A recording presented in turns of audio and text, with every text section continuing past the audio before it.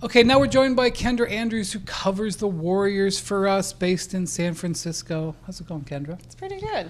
So you are going, I believe, to Tokyo with the Warriors and Wizards for 2 games in about a week here. I am exactly 1 week. First global games that we've had since 2019. I think you might have a better Tokyo experience than I did during the Olympics last year. What are you looking forward to with the Warriors on that trip? I was going to say sushi, but like that part doesn't really include the Warriors. So still the sushi, I think, but you know, it's preseason, right? How much can you really take away from preseason? How much can you take away from them playing the Wizards?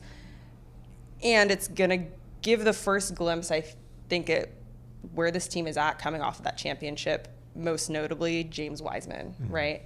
We saw him play in Summer League.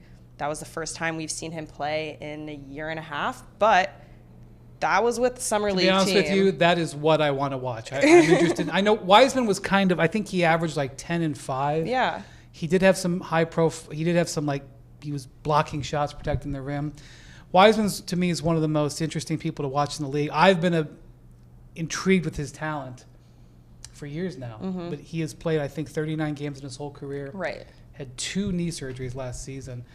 And it's not just Wiseman, but also Jonathan Kuminga and Moses Moody. I mean, part of this early part of the season for the Warriors is what do they have in these young guys? We know what they have in their stars, but what these young guys have is going to frame this season a lot. And it's going to be the first time that we see this young group and this already solidified group fully together, right? Because we did see glimpses of Jonathan Kuminga and Moses Moody with Steph and those guys last year.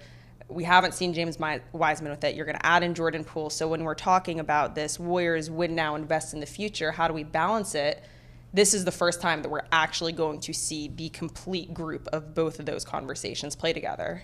And you're talking about, you know, the future with those guys and what's the foundation maybe look like in the years after Steph and Draymond and Clay.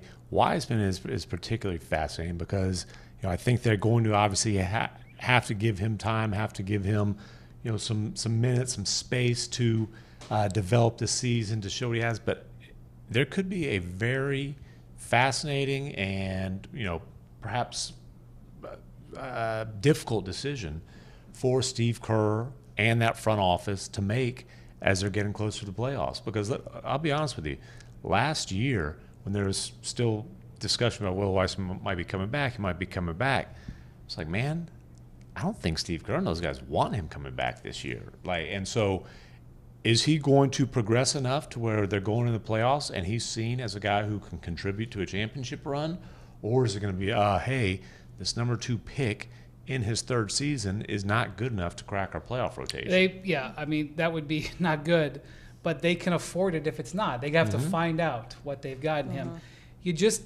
Kendra, you just don't see guys that big with that kind of skill set very often. No, I mean, his touch around the rim is incredible. The way he can move, like his mobility and agility for a guy who's over 7 feet tall, you really don't see. He told me at Summer League he put on 7 to 10 pounds of muscle. He was a big guy before, but his shoulders are insanely big.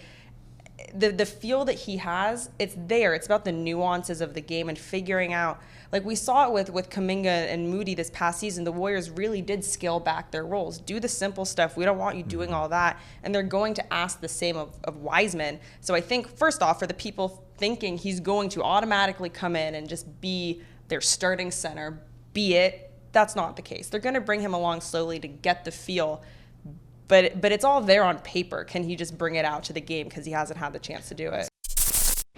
Thanks for watching ESPN on YouTube. For live streaming, sports, and premium content, subscribe to ESPN+.